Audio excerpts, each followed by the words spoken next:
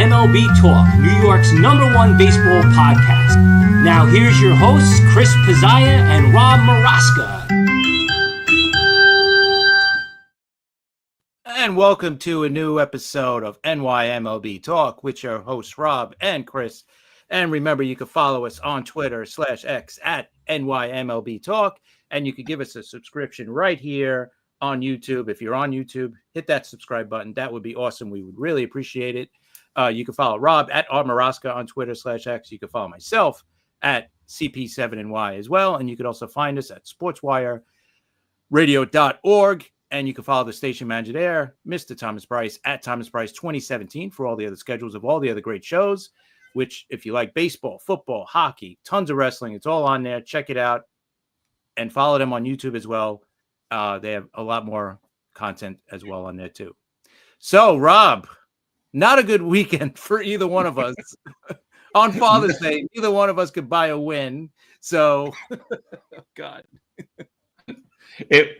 Listen, Friday night show, we both were confident that our teams were going to, take the series, they were going to win the next two. That did not happen. It's been a weekend where, and hello, Joe Dell. Joe Dell's out there. He's the guy who did our opening videos and closing. Listen, it's been a weekend where my head's been spinning all weekend. Yes. I still listen, and for the Yankees to score 4 runs in 3 games at Fenway Park, that was definitely embarrassing, to say the least. So, all right. So listen, we got to start this off because I want to get these two things out of our way because we got more interesting things to talk about than our team getting swept. But we do have to talk about it, right? Anyway, So let's start with the Mets. All right. So the Rays come in and they sweep the Mets at Citi Field. You got to tell me about these 3 games because unfortunately I was watching the Yankees get swept by Boston. But let's talk about the Rays and Mets first. Yeah, well, it was sort of like the Yankees, but with more runs against them. At least the Yankees were in all of those games. Listen, first sweep of the Mets this season, which is, it's just unbelievable that they went that long, right, without getting swept. I mean, it's the middle of June, so there's something. But they got swept at Citi Field, which they've been, it's been great. They had a Mets record at Citi Field, but this weekend was horrible. We know what happened Friday night. The bullpen blew it. All right, we talked about that on Friday night.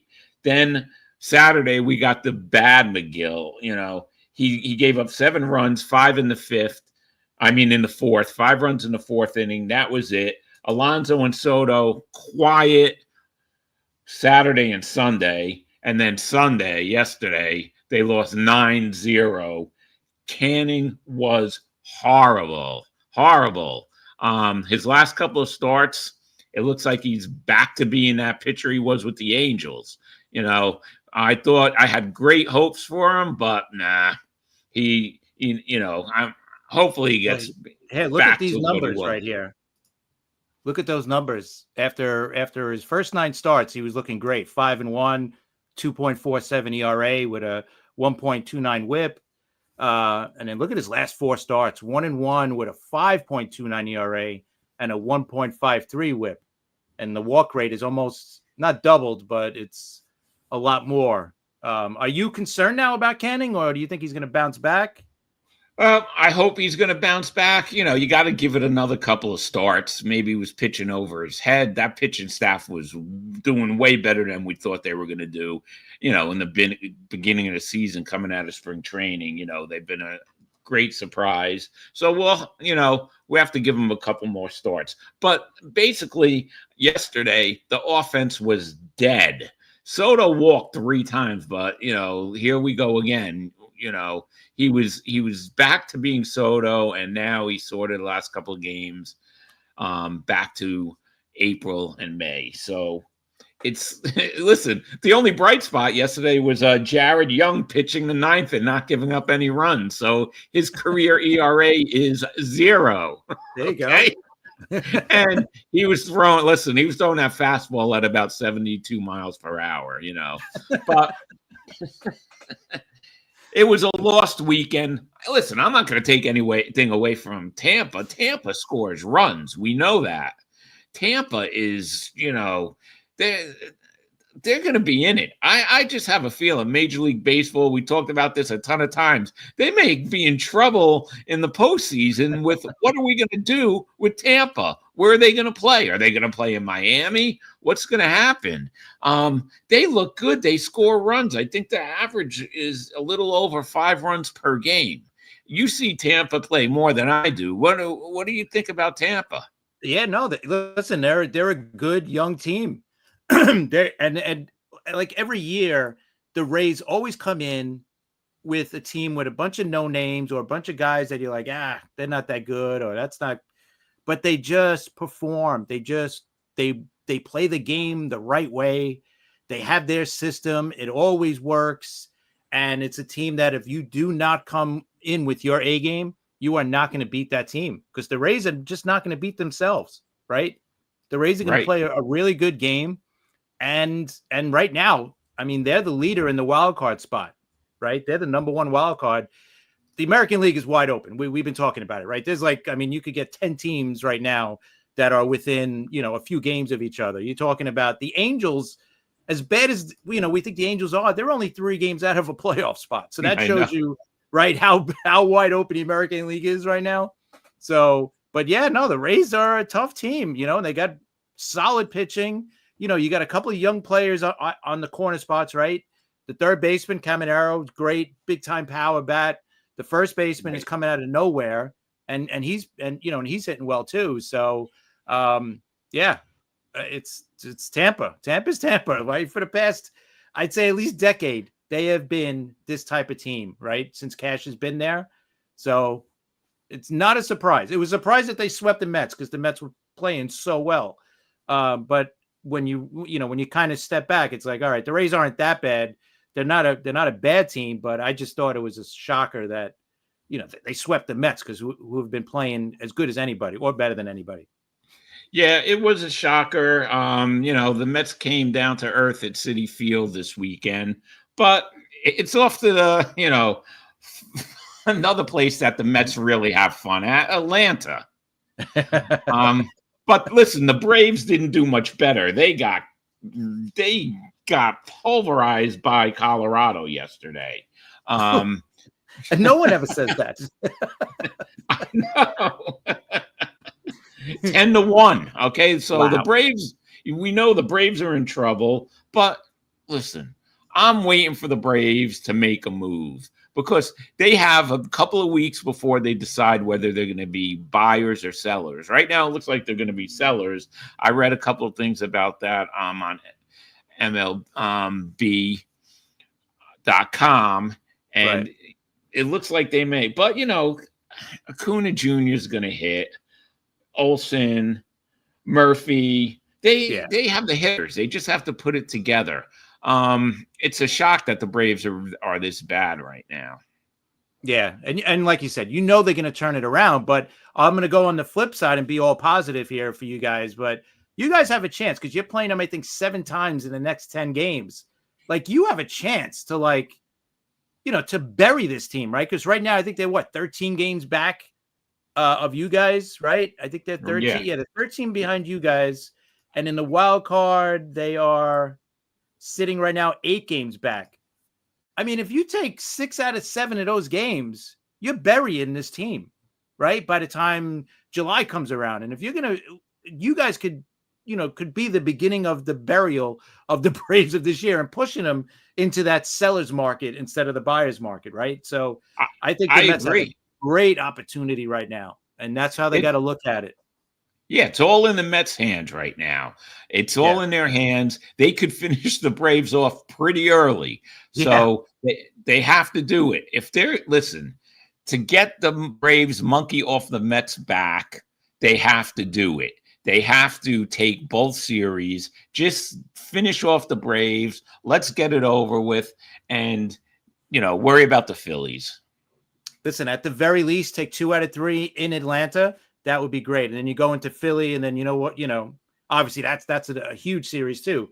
But definitely, you go into Atlanta, at least take 2 out of 3.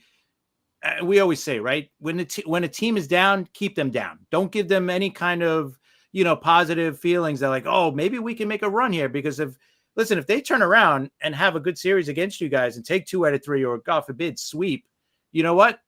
You just said it earlier. Like that's the Braves move that's going to turn everything around, right? That one series is going to turn it around, and to beat the Mets 2 out of 3 in a series, especially at home, yeah, that's going to light the fire and get them going. So hopefully for you guys that doesn't happen, and you guys get in there, take 2 out of 3, and silence them. Yeah, we'll see what happens. And I like the pitching matchup. We have Peterson going Tuesday against Schwellenbach. So I think that's going to be a good game. Peterson's coming off of that complete game shutout, which, like we talked about the other night. Now when they pitch complete game shutouts, it looks like they pitch no hitters. Everybody goes nuts. Oh my God. Yeah. Well, what is it? It happens, a handful of times a year now. So it's basically a no hitter. They should call it a no hitter, because no run, a complete game is like, oh my God, what is that? We've never seen that. Yeah, before. Yeah. So I like the Mets' chances. Last year, remember that last series in Atlanta is how the Mets got into the postseason. So maybe that knocked the monkey off their back. We'll just have to see. But I know we have a lot to talk about. So let's get to the Yankees and their lost weekend. What happened? What happened in Boston? Well, you know what? The first night, I listen, I looked at Friday night as it's going to be a low-scoring game. Let's try to get it into the bullpen, and maybe we could win, right? Because they had a late flight from Kansas City the night before. They didn't even have batting practice before the game. Like, they were like, and you're going against one of the best pitchers, or the best pitcher in the American League, and Garrett Crochet, right? Friday night. So that was like, everything was going against them. And that's exactly what happened, right? They were being shut out all game until the 9th inning. Judge hits the home run to tie it. All right, we're back in it. 10th inning, Volpe tries to steal third. It makes no sense, right? No. You're with the ghost runner. You don't have to steal third. And it was so close. He actually fell a little. I should say, like he fell a little bit, taking the lead or whatever. But still, it should have never happened.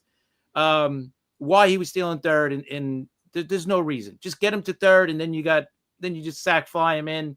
Let's worry about stopping them in the 10th. But anyway, gets thrown out, and then the LeMahieu shot down the line. They called foul, and then they reviewed it, didn't overturn it, whatever. So Friday night didn't start off good.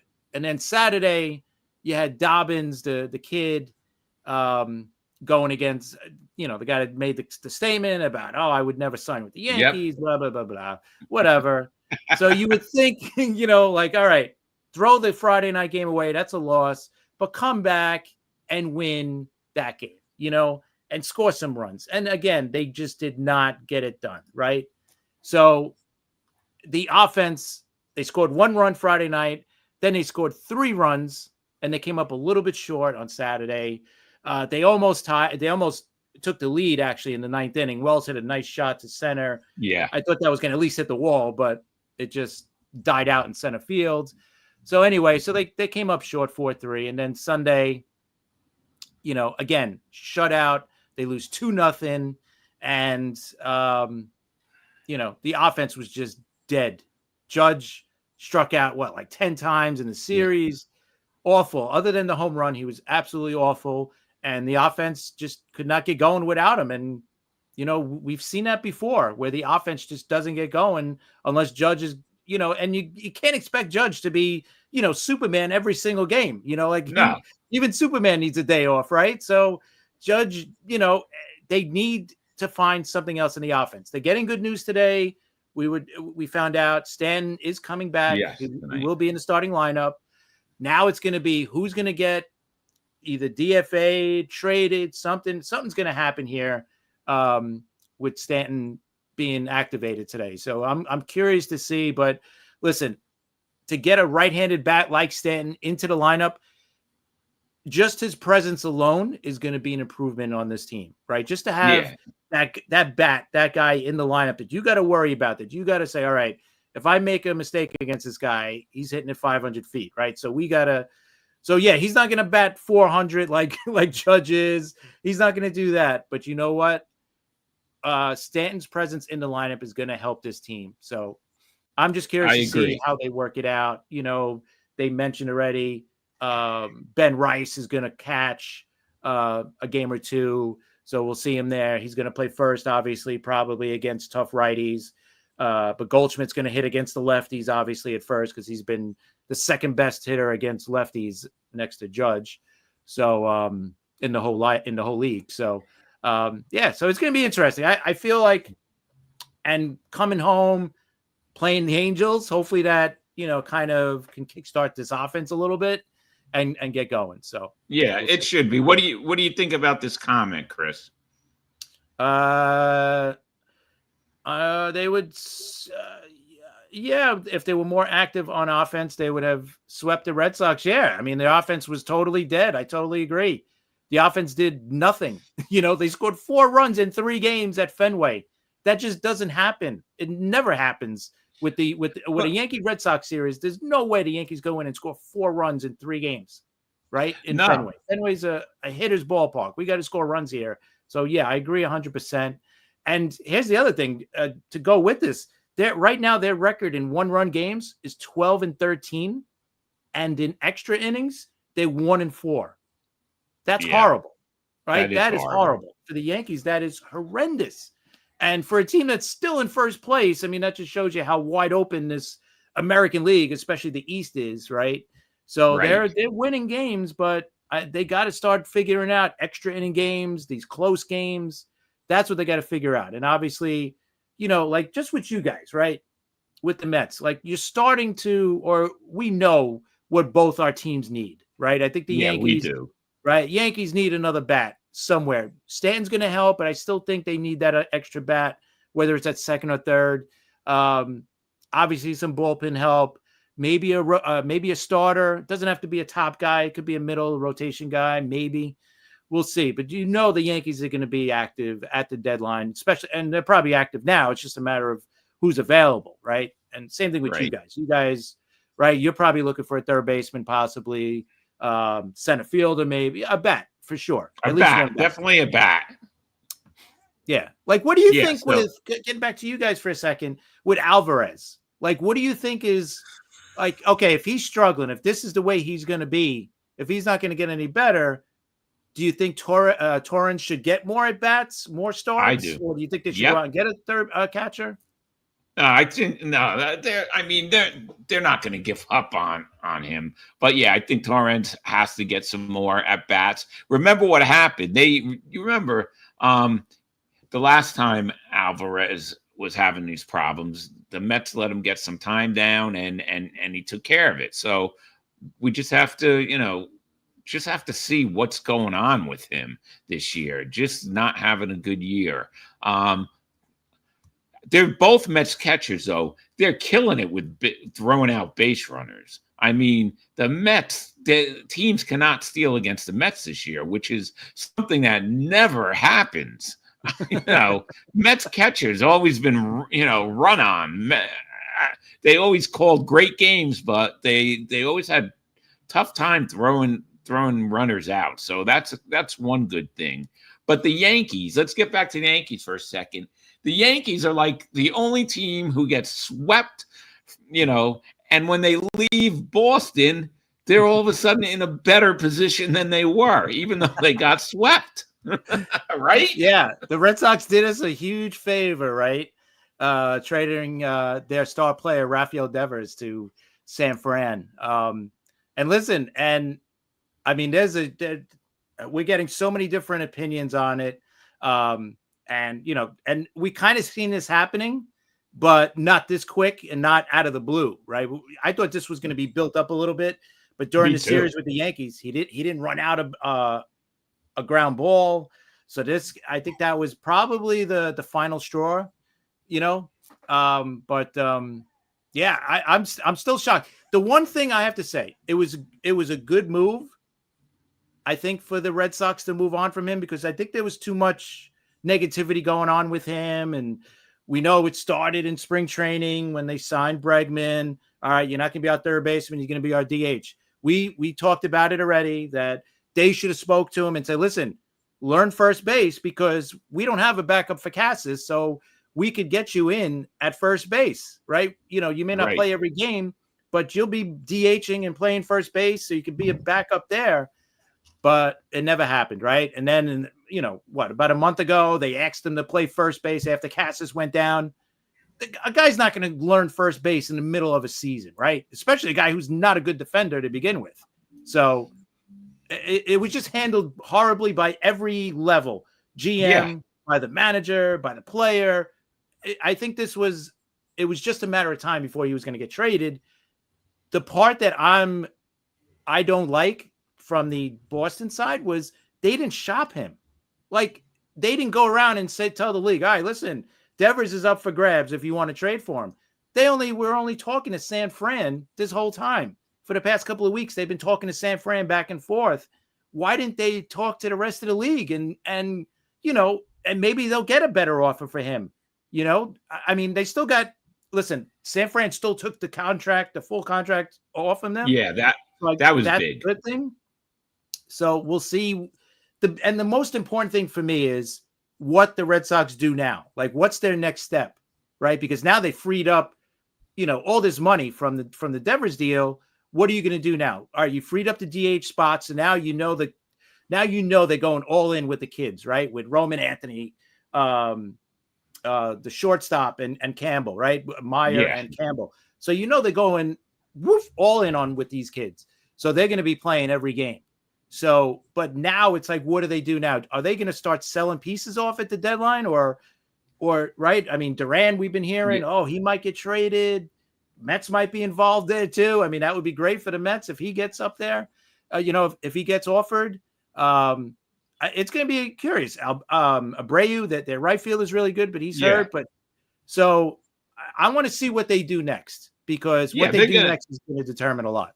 Well, yeah, now they have a little rebuilding thing they could do. They have the money to spend. A lot of people are saying, you know, and I've seen this on social media about, you know, the Giants picked up Devers' bat. What about Wilmer Flores? You know, all Met fans want him back. You know, I can't say I wouldn't mind seeing him back. Hey, listen, he's been hitting really, really good. So, I wouldn't mind seeing him back. I don't know if the Giants are going to do that, though. And Joe Dell says that he'll take Flores and DeGrom back. But DeGrom, listen, we talked about this the other night with DeGrom. It just, you know, the contract, he has, 2 years left, and then there's an option. It's just too much money, and he gets hurt too much, and you can't go with your heart. You know, that's the past. Really, with DeGrom, I mean, Flores is totally different. He's a hitter. With DeGrom, he's a pitcher that, of course, he was great, won the Cy Youngs for the Mets, but you know what? He's injury prone, and I don't think I'm gonna do that. But you know, listen, Flores, Texas is only a game out of a playoff spot. I know. Right, so they're not selling yet, right? I mean, unless they really, for an American League team, like what I was saying, for an American League team to fall out of the playoff spot right now has to really play bad over the next 2 or 3 weeks. And as long as they all play 500 ball, they're not going anywhere, right? So I don't see that happening anytime soon. I don't see one of these teams getting that. Like 3, 4, 5 teams have to really like take off here and to run away from the field. And I just don't see that happening. I think it's going to be a tight race. So it's also going to hurt the trade deadline, because a lot of players are not going to be available, right? Because a lot of teams are going to be feeling like they're in it. So there's going to be more more buyers than sellers. And that's usually not good. So no, well, we saw that last year. Remember the National League? Yeah, there was so many teams in that, you know, it wasn't good for the buyers last year. Right. So it's, you know, I don't see DeGrom. I don't see DeGrom coming back to the Mets. And listen, and there you go. Like the Mets road to the World Series just got harder. Like I love the move from San Fran's point of view, right? Because number one, that shows you like, all right, yeah, we finally are in. Like we finally got our superstar player. Like they've been trying. They tried to get Soto. Yeah. They tried to get Judge, right? They tried to get Ohtani. I mean, for the last few years, they've tried to sign somebody and just nobody wanted to take their money for whatever reason. So for San Fran, they finally got their guy and they're in it now. They're telling LA, like, all right, listen, we're not going anywhere. We're right in this to the end here. So I love the move from San Fran's point of view, right? Oh, yeah. They put all their chips in the middle. And let's be honest, they didn't really give up that much, right? No. Like Harrison, the starter, he used to be a top prospect for them just recently. Yes. So it hasn't worked out yet. Can Boston fix him? Maybe. You know what? If they fix him, maybe they got, a top prospect. So that's one. Jordan Hicks, they signed him to be a starter. That hasn't worked out at all. Maybe Boston puts him into the bullpen and he fixes it. So I don't know. And then the other two guys, the other guy was the 13th pick in last year's draft. So it's too early to tell what that guy's going to be. And then they have the other guy. I'm not sure who the fourth guy is. So they really gave him up for nothing. It's Jose Bello. Right, Bello. Right. That's right. Bello. That's it. Bello. Yes. Yeah. So we'll see. I mean, I don't think they gave up anything major for him. And that's the other thing for San Fran. They have to be like, hey, we just got a superstar player and we gave up nothing. Yeah, we're taking on that huge contract, but we'll figure it out. Here's the other side of San Fran. Like, I hope that once he comes in, once he comes to the clubhouse, they sit him down and say, okay, this is our plan to use you, right? You're gonna learn first base. You're gonna play DH. You can't play third that much because Matt Chapman's here. Yeah, that guy's a Gold Glove. Forget about third base. We just signed him to a big contract. But you know what? We need a first baseman. So we need you to play first and we need you to DH. That's it. Yeah. Listen, what Jonathan says over here. Yeah. Giants' point of view, the trade is great, right? It made the Yankees road easier, sort of, even though Boston wasn't going anywhere. We thought they were in the beginning of the year, but they're not. But yeah, the Mets road to the World Series just got harder. Giants finally, listen, the Giants wanted to spend money, right? Just nobody wanted to take their money, like you said. Now they got the guy. They're gonna spend the money. They picked up the whole contract. They have to sit him down. They have to talk to him. They got to straighten this guy out because he was becoming a pain probably with the front office in Boston. And we don't know what it was like in the clubhouse, right? We don't know how that affected the other players with his attitude because he just showed that he wasn't a team player.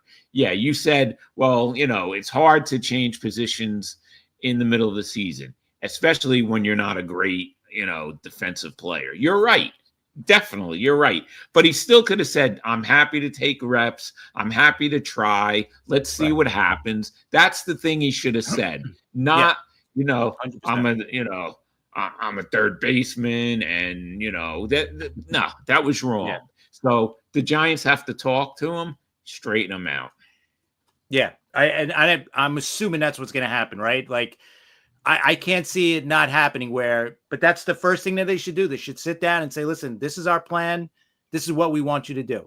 Not, what I think what the Red Sox did was horrible. They should have told them in spring training after they signed Bregman. All right, listen, we got him to play third. He's got a better glove than you. You know what? We got Cassis at first. What if he gets hurt? He's had his injury issues. Learn how to play first base. We know you could play third. And you know what? And you're going to be our mostly DH, but you know what? To get you in the field a little bit, you got to learn to play first base. And that's it. But they never did, right? They waited till the season all right. At the end of the day, he still should have said, like you just said, yeah, I'll try to learn. I'll give it a shot. I'll give it my best. And that's it. That's all. Right. If he can't do it, he can't do it. But at least say, all right, I'll try, if he would have just said that, he would still be a Red Sox today. Yeah, I definitely think so. Right. But you know what? Like I said, the Yankees leave Boston getting swept, and they're in a better position. And they won.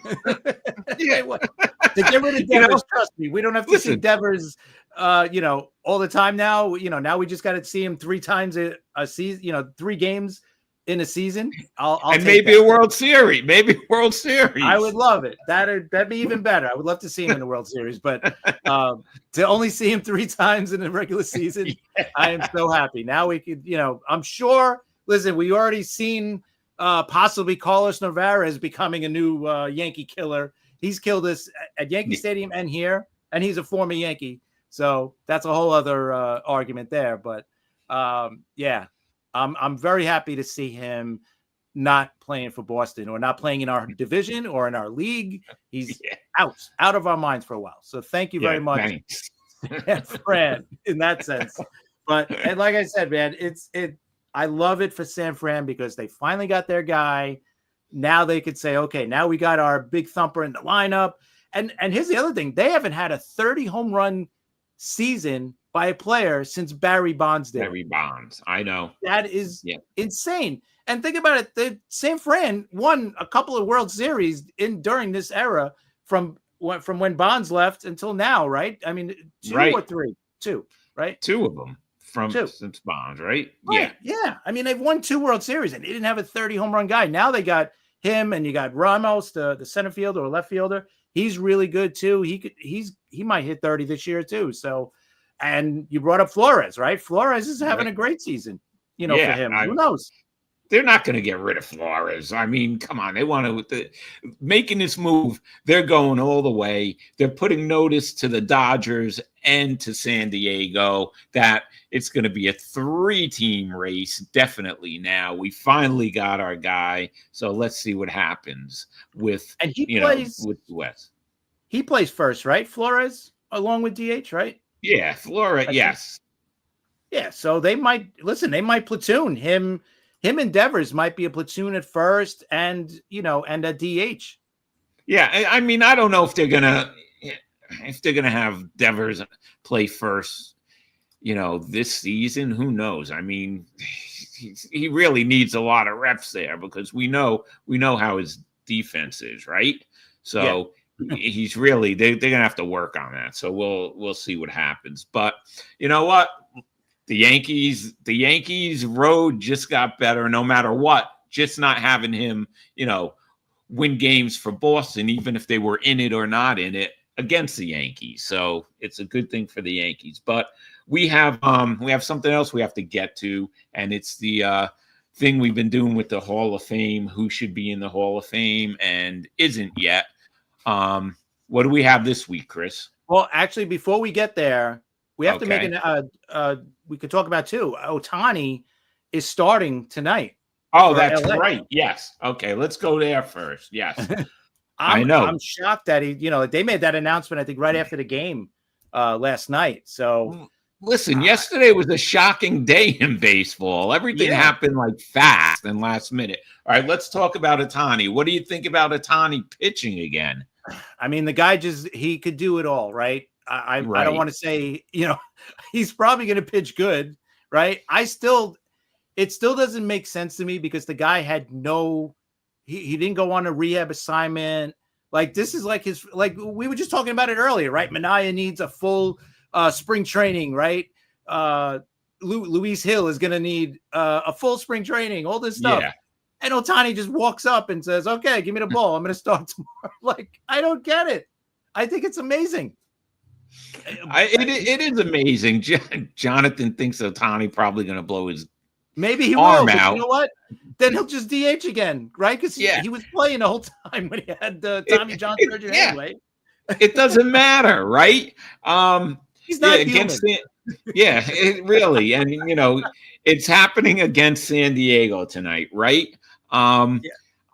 He's been throwing. He's been throwing. He's been throwing. I mean. Definitely, but but he's been DH. How does he do this? He's Superman. Let me tell you, he is. I don't know what else to say. Like he's probably going to throw 6 in. No, I'm going to say like 4 or 5 innings maybe because it's his first one. But still, the guy is unbelievable. I can't believe like he's starting and he had no rehab. I mean, he wasn't going to have a rehab assignment, right? Because they need his bat. So I don't know. I'm expecting him to pitch great, because that's what he is, right? But it's his first start all season. No rehab, no spring training, nothing. Just he's just been warming up on, against his team, doing live BP or something. And now he's going to start in a game. I think that's unbelievable. You know what this means, though? Here's what this means for me. This means that the Mets are off today. I was going to check the Yankee game out, of course, but now I have to watch baseball at 10 o'clock again tonight. Right. Yeah, we have to stay up. We got to see. We got to see. So, you got the Yankee. You got a doubleheader tonight, Chris. Yeah. It's unbelievable. It's unbelievable what this guy is. Yeah. And this is why baseball, no matter what people say, I love baseball. I know things are different. Sports are different than they used to be, but I don't care. I still love it. I love that this stuff happens. So it's going to be fun seeing that tonight. And listen, before we go to our Hall of Fame discussion, Sarah Langs posted this. I'm going to put this up just to show you how we weren't the only ones to get swept. Okay. Wait, hold on. We weren't the only team to get swept. As you could see, 9 teams completed a series sweep over the weekend. It was the third time in Major League Baseball history we have seen at least 9 sweeps completed on a Sunday of at least 3 games. The other 2 instances were on June 18th, 2006. There were 10 sweeps. And May 27, 2007, when there were 9 sweeps. That's amazing. Yeah. So we're somewhat part of history, and we sucked this weekend. So we did. Okay. I just wanted to put that in. Like we weren't the only ones. That was good. That's a good stat. A part of last week we put up a poll about second. We were talking about second basemen. Shortstops, right? Yes, last week, yes. Yeah, shortstops. We were talking about debating who should be in, who should be not. And we were talking about the big guy that we were talking about was Jimmy Rollins. Yeah. And we ran a poll, is Jimmy Rollins a Hall of Famer? And here's what the vote said. 62% of 29 votes said no. I agree with that. Yeah, you know what? It's a tough decision. Like I told you about that article that was in The Athletic. It was really well done. And it was like, it brings up both sides. And you end up at the end of that article thinking the same thing. Like if you were on the fence, you're still on the fence. If you were against him, you were probably against him going in. If you were for him, you're probably for him. So it's that good. So, but it is what it is. He might get in later on, Veterans Committee type of thing, but we'll have to see about that. So, all right. So now we're up to third base. Third base is another one. There was a couple of guys that I kind of thought about.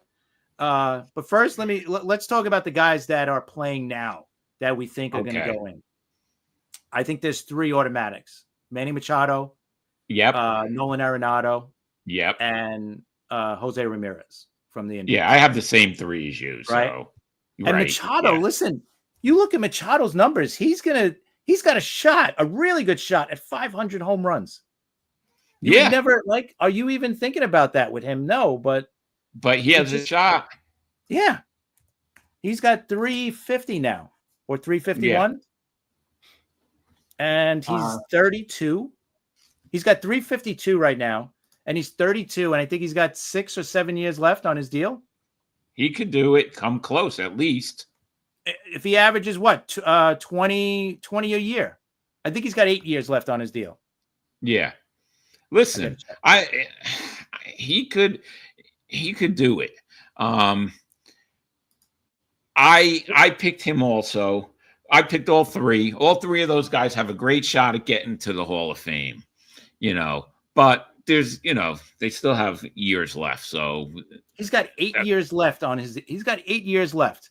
If he averages just under 20 home runs a season for the next 8 years, he'll get it. He'll get it. So he's got a great shot, Chris. Yeah.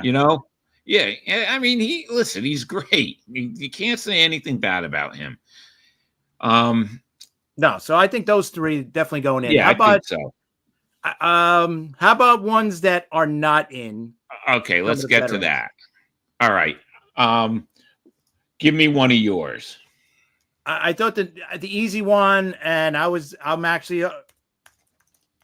for and against it is Greg Nettles. Yeah, I know. I have him on my list. Go ahead.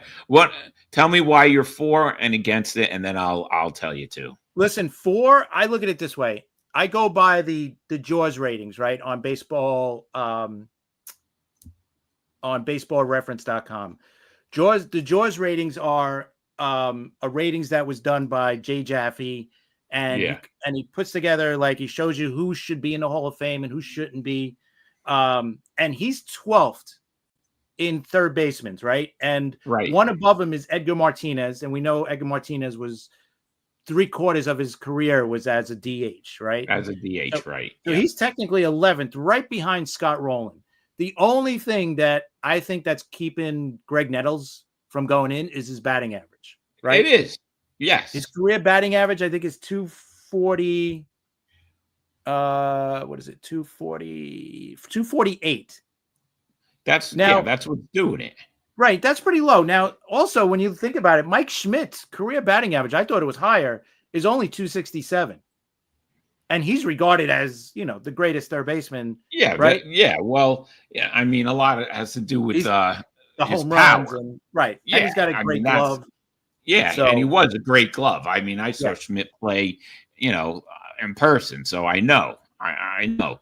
But, I agree with you. Nettles is just under Brooks Robinson, right? No one will be like Brooks Robinson. Yeah. He's under him and Schmidt, I guess. But great. I mean, great third baseman defensively for the Yankees and even for San Diego. He could always play the field. So to me, should he be in? I think he's one of those guys that are on the borderline again. But I'm gonna say the batting isn't good enough. That's what I'm going to say. Okay. So who's another guy you thought of? Okay. Another one I have is Ken Boyer, played most of his career with the Cardinals, 5 Gold Gloves. Another one. He was great in the field, 11-time All-Star. He batted 287, 282 home runs and 1,141 RBIs. He's another one where his batting average is pretty up there, though. 287, right? That's not bad. So I think he could be in. You know what? If Ken Boyer was elected, if he was put in by the Veterans Committee, I would have nothing against it. I would kind of agree with it. So that's my opinion. And he was great in the field too. What do you think about Boyer? Yeah, I'm. Listen. If I think Nettles is right there, I think Boyer is right there as well. They're right there. And that's the thing. Like, do they have enough to push them over the line? Right. That's what it comes down to, because they're right there. And I remember, of course, like, I don't know much. Like, I didn't watch Boyer. Obviously he was before me. You watched him probably a little bit. Nettles, I watched obviously in the World Series, just unbelievable at third base. Yeah. He almost hit 400 home runs. I wonder if he got to 400. I wonder if that would have put him over the line a little bit. It would have. That would have put him over the line. I think he was so. 390 for his career. I mean, he's right there. How about a guy here? Here's a name just as much or more than me. What about Darrell Evans? Yeah, see, he's another one of those players. He got the 400 home runs. 400. Yeah, he got to 400. And I think wasn't Darrell Evans the first one to hit 100 home runs for three different players? For three. Yeah, different teams, I think he was. Yes, I mean, great Red Sox. Listen, I saw him play, and he was amazing. So he's another one. He's right there. He has the 400 home runs. Real quick, sorry, Joe. I love Hojo, but Hojo should not be in the Hall of Fame. Just if you're going to put a Met in, I would go with David Wright because he was headed to the Hall of Fame for sure. But he's back. Chris, he's like Mattingly with the injury. But let's get back. Let's get back to Evan. Here's a good question, right? We talked about David Wright. We talked about Mattingly having those. They were on their way until an injury, right? And they played a little bit. Well, Mattingly played a lot more with the injury than Wright. Wright's was more severe. Koufax had that short career, unbelievable short career, but then he had to retire, right? So would it have been better for Wright to retire as soon as, not play a couple of, but he didn't play that much after the announcement. No, he didn't play it. Right? No, he didn't play that much. He couldn't really. He couldn't. Right. Would it be better if he would have just if he would have just retired like Koufax? I just think it's a different time now. And Koufax was a pitcher, and the way he was so dominant. I mean, I just think that probably not, because we could talk about that like with Thurman Munson. There's a lot of things we could talk about, and we'll talk about that stuff. Ready. At some other time. Munson should be in. That's ridiculous. See, that you're right. You're right. I agree with you. I definitely agree with you. But Evans is another one. He's on the border. I have one more. I have Buddy Bell. Buddy Bell played 18 seasons. Okay. He was another one. He was excellent in the field. He only had 201 home runs though, but he batted 279. He had a little over 1,100 RBIs, 5-time All-Star, 6 straight Golden Gloves. So he was great in the field. But Buddy Bell's another one that's just on the line. There's a lot of them that are on the line.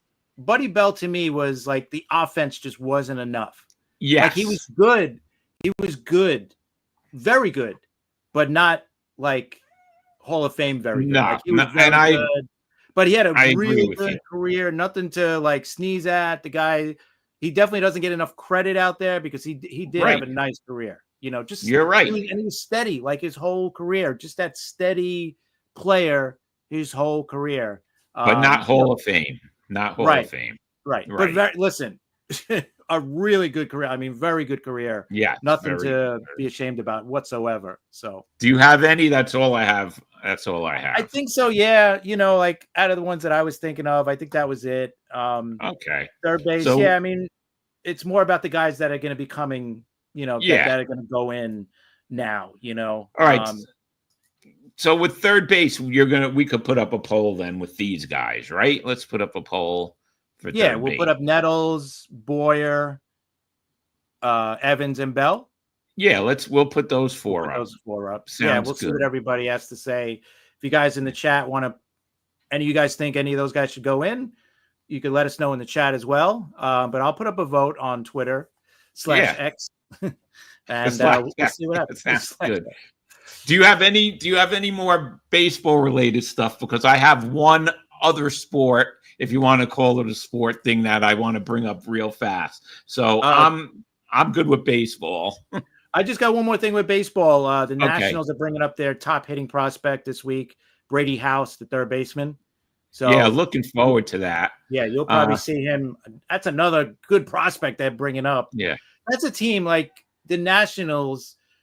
Watching them play against you guys, you could see like they got something there, but they gotta spend some money. Right now, they got to go that extra step because they got a couple of players there that they could build around, but now they got to take that next step. Now you got to get, maybe a big time hitter. Like imagine they signed Kyle Tucker, to that lineup. Yeah, that turns it around, right? They need another pitcher. They need a little more in the bullpen. You could see it, but you could see that they got something there. They're not the Rockies that have nothing, right? There's something there, and they need to add before they're going to fall too far behind you guys and the Phillies and the Braves. So they're an interesting team. Well, once they bring them up, and in a couple of weeks, I want to have our friend Rick Lewis come back on to talk about the Nationals, because this weekend he felt that if they got swept, which they did by the Marlins, that Davey Martinez was going to get fired. Hasn't happened yet, but that's what Rick said. In fact, for our Maryland people out there, we're gonna do a show where we have some guys talk about the Orioles and the Nationals. So that's gonna be coming up. We're gonna have some guests. But Chris, I have one thing that I wanted to bring up, and it's a non-baseball, non-sports thing. Okay. It's Joey Chestnut is coming back to the Nathan's hot dog eating contest on July 4th. Now nobody has to watch it because we know he's going to win, right? Yeah, right. Last year, they wouldn't let him come on because they had a contract with Impossible Foods, who they were coming out with a meatless hot dog, which I don't know about that. But so Joey Chestnut. What meat is in a hot dog to begin with, anyway? We don't listen. They still haven't told us. Right, we don't know what's in a hot dog. But anyway, you don't want to know, actually. No. Anyway, Nathan's hot dog eating contest without Joey Chestnuts in it is like, did anybody really watch? It just wasn't the same. So today he made a deal with Nathan's and the sponsors, and he's going to be back. He's the 16-time winner. I mean, that's eating a lot of weenies, Chris. Yes, that is a lot. That is a lot. God bless him. I don't know how they do it. I don't know how any of the eating people, I don't get it. I don't get it. But extreme, extreme eaters. Yeah, Joe Dell said he's the Babe Ruth of Coney Island. Oh yeah, listen. I don't know how he does it. I don't know how any of them extreme eaters do it. It's just it's crazy. But I just wanted to bring that up because I thought it was, July 4th is not, Nathan's contest is without Joey Chestnut there. It's just not the same. So yeah, exactly. He's back and he's going to win. He's probably going to win. So, but anyway, well, that's all I have, Chris. All right. I just want to thank everybody. Listen, today we had our best showing out there. A lot of people out there watching us. Contact us. We want you guys involved. You want to come on the show? We love talking to fans. Just contact us. But tonight, today, this afternoon, Facebook Live, YouTube, and X/Twitter. We appreciate you guys coming on. And listen, and more importantly, if you want to come on, definitely contact us at Twitter/X at NYMLB Talk. You could contact Rob at R. Maraska. You can follow myself at CP7NY. Just send us a message. We'll get back to you and we'll work something out. Also, a big thing, if you're on YouTube or if you have an account on YouTube, hit that subscribe button for us. And then it'll help you keep track of when we're going to be on next. Usually we're on Mondays and Fridays, usually 3:00, but sometimes we go on at night as well. So definitely hit that subscribe button so you'll be notified when we come on and you could keep track, and this way you can be part of the show. We love when you guys are part of the show commenting with us. Oh yeah, and one other thing, check us out on TikTok. We're on TikTok. We have clips on TikTok, and our following starting to get big there. In a day we've got over 100 new followers, I guess, friends, followers, whatever. That's awesome. So we appreciate it, Chris, right? Yeah, absolutely. We appreciate all the follows, all the subscribes, all the subs, the likes, everything, the comments, everything. We love it all. We appreciate it. And listen, we'll see you guys next show, probably Friday. Yeah, we'll see you guys Friday.